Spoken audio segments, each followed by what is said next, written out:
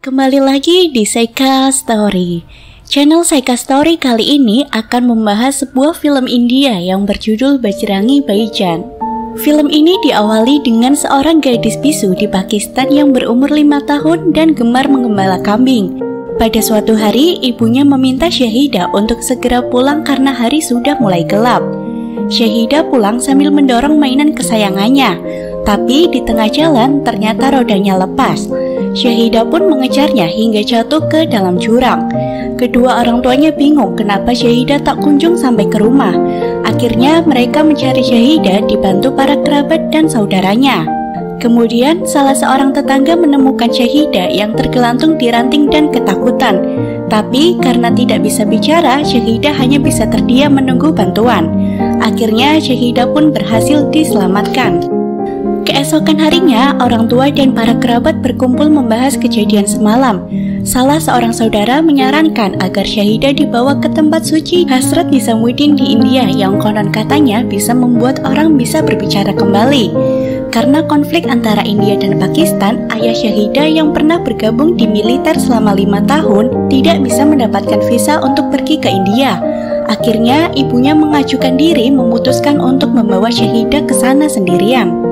Singkat cerita, Syahidah dan ibunya berangkat menggunakan kereta ke Delhi. Setelah sampai di sana, mereka berdoa dengan penuh harapan agar Syahidah bisa berbicara kembali. Malam harinya mereka pulang. Di tengah perjalanan, kereta berhenti karena mengalami kerusakan. Sambil menunggu, para penumpang tertidur, termasuk ibu Syahidah. Tapi Syahidah malah terbangun dan melihat kambing yang terperosok. Karena merasa kasihan, Syahidah turun dari kereta dan ingin menyelamatkan kambing itu. Sialnya, saat itu juga kereta kembali berjalan dan Syahidah pun tertinggal. Syahidah mencoba minta tolong, tapi karena dia tidak bisa bicara, dia hanya bisa melambai-lambaikan tangannya sambil menangis. Setelah beberapa lama, ibunya terbangun dan menyadari bahwa Syahidah hilang. Dia mencoba mencari Syahidah ke seluruh gerbong, namun Syahidah tidak juga ditemukan. Di sisi lain, Syahidah melihat ada kereta barang yang berhenti. Karena berpikir kereta itu memiliki tujuan yang sama dengan kereta yang tadi ditumpanginya, diam-diam dia pun menaiki kereta itu dan tertidur. Pada pagi harinya, kereta itu berhenti.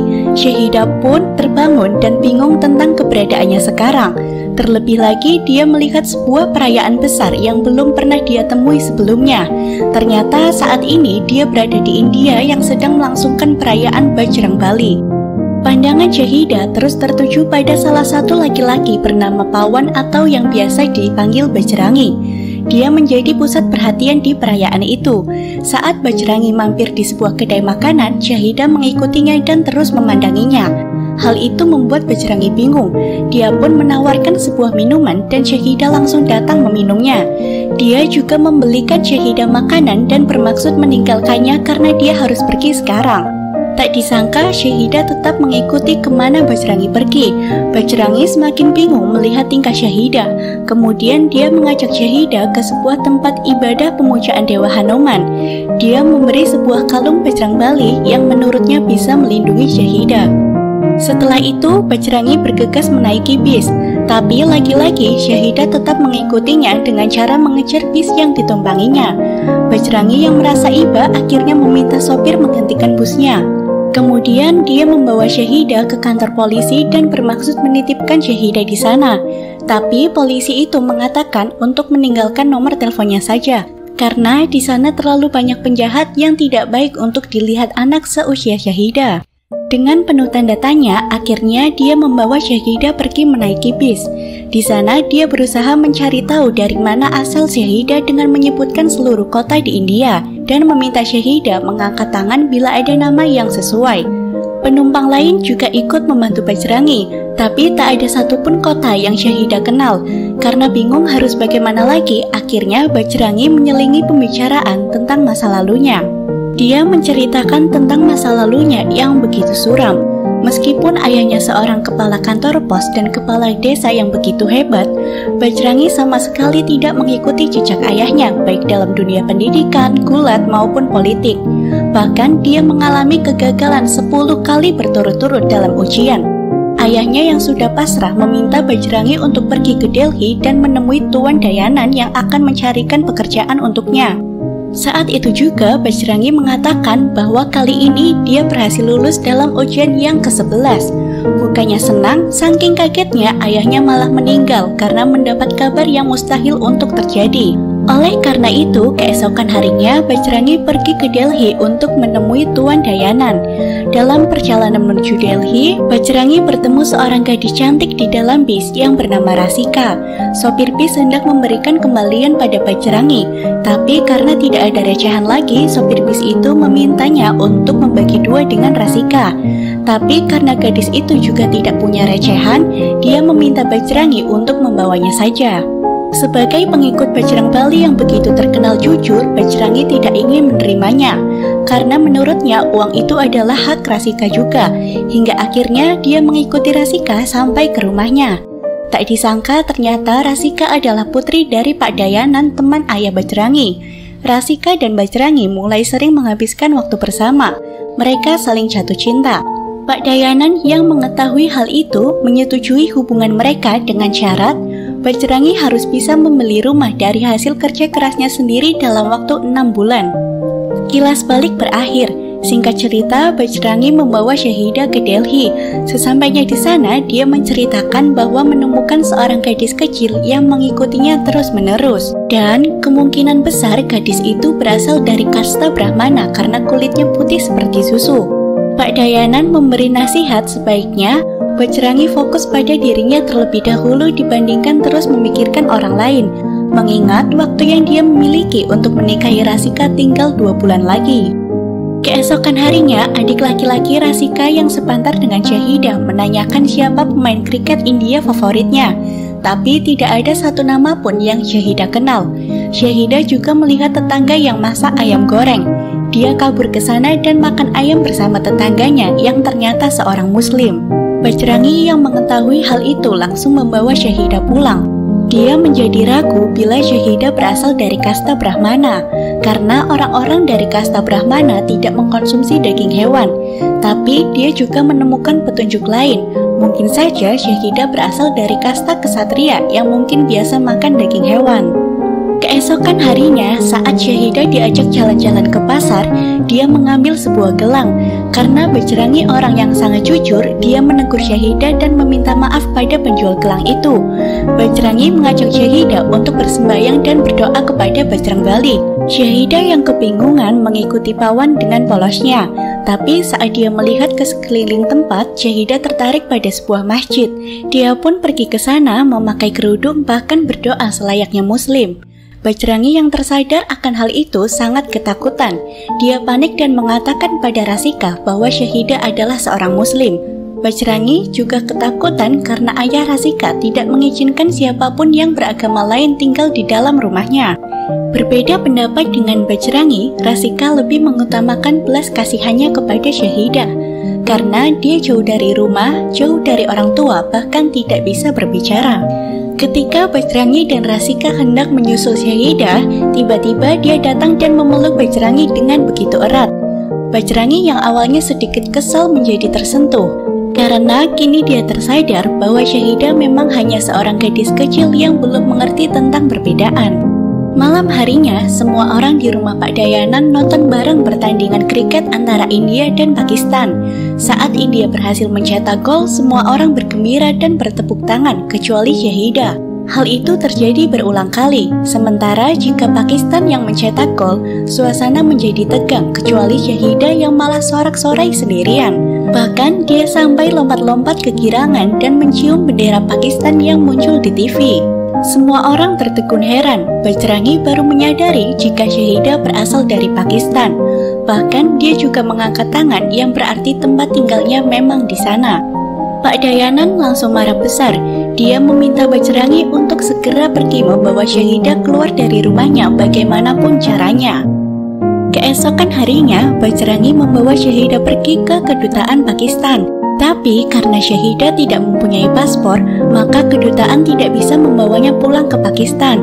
Di sana juga sedang ada demo besar-besaran dan kericuhan yang membuat seluruh layanan visa dan paspor ditangguhkan selama 1 bulan.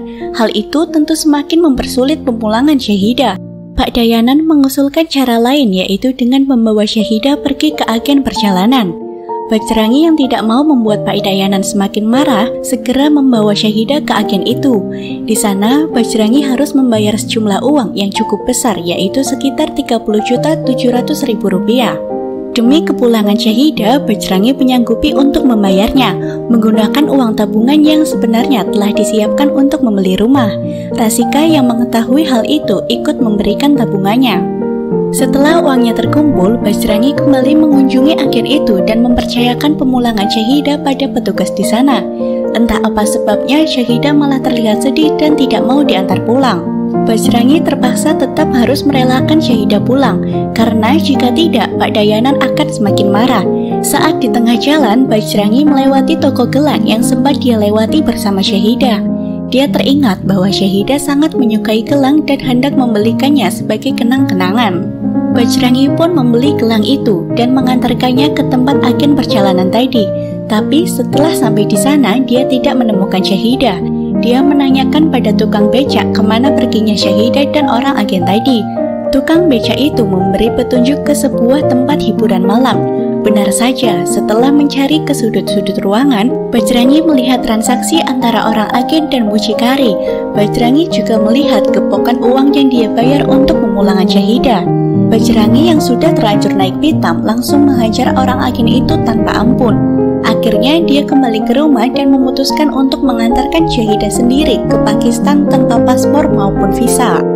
Dengan penuh keyakinan pada Dewa Bajrangbali, Bajrangi berangkat mengantarkan Syahidah ke Pakistan. Di awal perjalanan, dia bertemu dengan Bu Ali dan gengnya yang melintas menggunakan mobil. Dia menawarkan tumpangan dengan biaya Rp25.000 per orang. Dia juga menjelaskan bahwa di perbatasan dipasang kawat listrik dengan kekuatan 440 volt. Ketika Bajrangi menjelaskan bahwa dia akan mengantarkan Syahidah pulang ke Pakistan, Bu Ali merasa kasihan dan kagum dengan ketulusan hati Bajrangi. Akhirnya dia mengantarkan Bajrangi dan Syahidah menggunakan mobil ke perbatasan dengan gratis. Bu Ali memberi petunjuk agar Bajrangi melewati 4 terowongan bawah tanah yang menghubungkan antara India dan Pakistan. Dia juga menjelaskan tiap 10 menit sekali tentara Pakistan akan berkeliling melintasi perbatasan itu. Setelah melewati terowongan bawah tanah dan tiba di wilayah Pakistan, bukannya melanjutkan perjalanan, Bajrangi malah ingin menunggu tentara Pakistan untuk meminta izin. Padahal Bu Ali sudah menyarankan agar langsung pergi saja, karena jika sampai ketahuan, maka dia bisa ditembak di tempat. Namun, karena keteguhan dan kejujuran hatinya sebagai pengikut Bajrangbali, Bajrangi tetap ingin meminta izin. Beberapa menit kemudian, tentara Pakistan datang. Tentu mereka curiga dan langsung mengepung Bajrangi dengan senjata. Setelah mereka mengajukan beberapa pertanyaan kenapa Bajrangi tidak langsung pergi, dia mengatakan tetap ingin meminta izin. Tentara Pakistan yang tak habis pikir memberi kesempatan pada Bajrangi untuk kabur dalam 10 menit. Setelah 10 menit berlalu, Bajrangi masih tetap di situ. Tentara Pakistan yang geram ingin menghabisi Bajrangi, tapi untungnya sang komandan yang bijaksana memberikan kepercayaan pada Bajrangi dan memberinya izin menuju Pakistan. Tidak lupa Bajrangi mengucapkan Jai Sri Ram sebagai ucapan terima kasih. Saat mampir di sebuah kedai, Syahidah melihat polisi yang membawa borgol. Kemudian dia mengambilnya karena dia pikir itu adalah gelang. Kejadian itu membuat Syahidah dan Bajrangi dibawa ke kantor polisi Pakistan untuk diinterogasi. Hal itu didengar oleh reporter yang bernama Nawab dan teman kameramennya yang bernama Yusuf. Mereka datang meliput Bajrangi sebagai mata-mata India. Saat diinterogasi, Syahidah melihat kalender gambar pegunungan dan memberi isyarat bahwa di sana adalah tempat tinggalnya. Ketua polisi yang ada di sana memaksa Syahidah untuk berbicara dengan memeak pipinya. Bajrangi yang tidak tega Syahidah diperlakukan seperti itu memutuskan untuk mengajar semua polisi di sana dan kabur menaiki bis. Nawab mengikuti Bajrangi. Sejak dia mendengar alasan Bajrangi ingin mengantarkan Syahidah kembali ke orang tuanya, dia merasa tersentuh dan ingin membantu Bajrangi dan mengajak semua penumpang bis bekerja sama untuk tidak memberitahu keberadaan Bajrangi pada polisi, dan rencana itu berhasil. Bis itu melanjutkan perjalanan dan mengantarkan Bajrangi, Syahidah, serta Nawab ke sebuah masjid. Keesokan harinya saat terbangun, Bajrangi merasa sangat berdosa pada Bajrangbali karena sudah memasuki masjid. Untungnya datang Pak Ustadz yang memberitahu Bajrangi bahwa masjid terbuka untuk siapapun. Bahkan Pak Ustadz juga membantu mencarikan alamat rumah Syahidah dengan menanyakan pada murid-muridnya tentang gambar pemandangan yang ada di kalender. Di sisi lain, polisi terus menyelidiki keberadaan Bajrangi dengan cara mengajak kerjasama kameramen yang bernama Yusuf. Pak Ustadz juga ikut membantu mengantarkan mereka ke perbatasan menuju Kashmir yang konon terdapat pemandangan serupa seperti yang ada pada kalender. Tidak lupa Bajrangi mengucapkan terima kasih. Dia juga begitu takjub pada Pak Ustadz yang memiliki toleransi begitu besar. Nawab meminta Bajrangi untuk berpakaian seperti wanita supaya tidak dikenal oleh polisi, karena saat ini polisi sedang mencari keberadaan 2 orang laki-laki dan seorang anak kecil perempuan. Selanjutnya mereka beristirahat di warung. Nawab memiliki ide agar Syahidah memasukkan pisang ke dalam knalpot mobil. Dengan cara itu di jalan mobilnya bisa berhenti. Dia pun bisa berpura-pura memperbaikinya agar diberikan tumpangan. Tak disangka orang yang memberikan tumpangan itu adalah kepala polisi yang sedang cuti. Kemudian dia meminta anak buahnya untuk lanjut mengantarkan mereka. Seperti masuk ke kandang macan karena diantarkan oleh polisi, akhirnya mereka minta berhenti ke sebuah rumah yang sebenarnya tidak mereka ketahui. Hal itu tentu menimbulkan kecurigaan polisi tadi. Untungnya lagi-lagi mereka berhasil kabur dan bisa melanjutkan perjalanan ke Kashmir. Pada suatu malam, Bajrangi sempat berpikir untuk menyerahkan diri ke polisi. Dengan begitu, polisi juga bisa membantu mencarikan orang tua Syahidah. Tapi Nawab mengatakan itu bukanlah keputusan yang baik, karena Bajrangi bisa dipenjara, bahkan dibunuh dan tidak akan ada yang mengetahui keberadaannya. Begitupun dengan Syahidah, mungkin dalam beberapa waktu polisi akan membantunya, tapi mungkin juga Syahidah akan dititipkan di panti asuhan, mengingat hanya Bajrangi lah yang bersungguh-sungguh dalam mencarikan orang tua Syahidah. Di sisi lain, polisi juga terus memaksa Yusuf untuk menghubungi Nawab dalam 1 jam sekali. Nawab mencoba untuk menghubungi stasiun TV agar pencarian orang tua Syahidah lebih mudah ditemukan. Sayangnya, tak ada satu stasiun pun yang mau menerima kisah itu. Keburukan dan kebencian mudah dijual, tapi tidak dengan ketulusan dan cinta, kata Nawab. Akhirnya mereka memutuskan untuk pergi ke sebuah tempat suci di Pakistan yang konon katanya bisa mempertemukan orang yang terpisah. Saat itu juga Nawab mendapat telepon dari Yusuf. Dia tidak mengetahui jika Yusuf sedang bersama polisi. Dia yang tidak mengetahui Yusuf sedang bersama polisi memberitahu hal yang sebenarnya, bahwa besok pagi-pagi sekali mereka akan mengunjungi tempat suci itu. Polisi yang mendengar pun langsung bergegas untuk menangkap mereka di sana besok. Setelah sampai di tempat suci itu, Bajrangi mengikuti serangkaian doa-doa dan tanpa disadari ibu Syahidah juga berada di sana. Tapi saat itu Syahidah tertidur pulas. Dia pun tidak dapat melihat kehadiran ibunya. Sementara Nawab melakukan rekaman sendiri dengan kameranya. Dia menceritakan kisah Bajrangi yang rela menyeberangi perbatasan India-Pakistan hanya untuk mengantarkan Syahidah. Dia berharap dengan hal ini Syahidah bisa cepat bertemu dengan orang tuanya dan Bajrangi bisa kembali ke India dengan selamat. Nawab pun mengupload video itu dengan judul Bajrangi Bhaijaan. Saat sedang mengupload video itu di warnet, dia melihat Yusuf dan polisi yang sedang mencarinya. Tak banyak berpikir, Nawab langsung mengajak Bajrangi pergi dan mengatakan pada Yusuf, mereka sudah melanjutkan perjalanan lagi ke tempat lain. Mereka pun berhasil kabur dari kejaran polisi. Saat sedang beristirahat di sebuah kedai, Nawab memberitahu bahwa dia sudah memposting kisah Bajrangi di YouTube. Nawab juga menunjukkan video rekamannya. Saat videonya sedang berjalan, Syahidah menunjuk-nunjuk sesuatu di belakang Nawab. Setelah diputar beberapa kali dan diamati, ternyata Syahidah mengenali ibunya yang ikut terekam pada video itu. Dari video itu juga mereka mencari tahu bis apa yang ditumpangi ibu Syahidah. Seperti menemukan sebuah petunjuk, keesokan harinya mereka menanyai sopir bis dengan menanyakan rute yang dia lewati. Dari situ juga akhirnya mereka mengetahui bahwa Syahidah berasal dari sebuah desa yang bernama Sultanpur. Mereka segera pergi ke sana. Saat di perjalanan terlihat pemeriksaan polisi yang semakin ketat, karena saat ini polisi sudah mengetahui rekaman video yang diunggah Nawab ke YouTube. Bajrangi meminta pada Nawab bagaimanapun caranya dia harus tetap mengantarkan Syahidah ke orang tuanya, sedangkan Bajrangi akan menyerahkan diri ke polisi. Mereka pun berpisah di situ.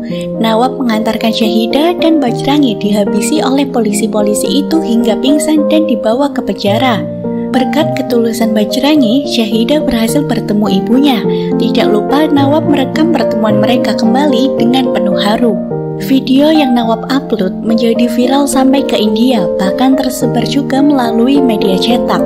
Seorang kepala polisi terus mendesak Bajrangi untuk membuat kesaksian palsu bahwa dia memang mata-mata India.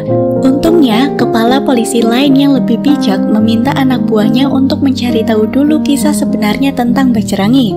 Diketahui bahwa sebenarnya Bajrangi memang sudah pernah melaporkan kasus hilangnya Syahidah pada polisi di India. Tapi hal itu tidak berhasil. Akhirnya dia berusaha mengantarkan Syahidah sendiri ke Pakistan. Mendengar hal itu, kepala polisi meminta anak buahnya untuk berhenti memukuli Bajrangi dan berpikir jika Bajrangi sampai mati di penjara Pakistan, maka nama harum Pakistan juga yang akan tercemar. Karena kecintaannya pada Pakistan, polisi tadi akhirnya meminta bantuan Nawab untuk mengumpulkan seluruh penduduk India dan Pakistan di perbatasan besok pagi, dengan tujuan agar Bajrangi bisa kembali ke India dengan selamat serta agar kedua negara juga bisa segera mengakhiri permusuhannya. Semua pemirsa yang menonton video Nawab ikut bersimpati. Benar saja, keesokan harinya terlihat ribuan orang memenuhi perbatasan masing-masing negara. Nawab akhirnya kembali bertemu lagi dengan Bajrangi. Dia mengungkapkan salam perpisahan dan meminta Bajrangi kembali lagi ke Pakistan suatu saat nanti. Nawab juga memberi kabar berkat ketulusan dan kebaikan Bajrangi, saat ini Syahidah sudah bertemu lagi pada kedua orang tuanya. Semua orang turut mengantarkan Bajrangi dengan meneriakkan namanya.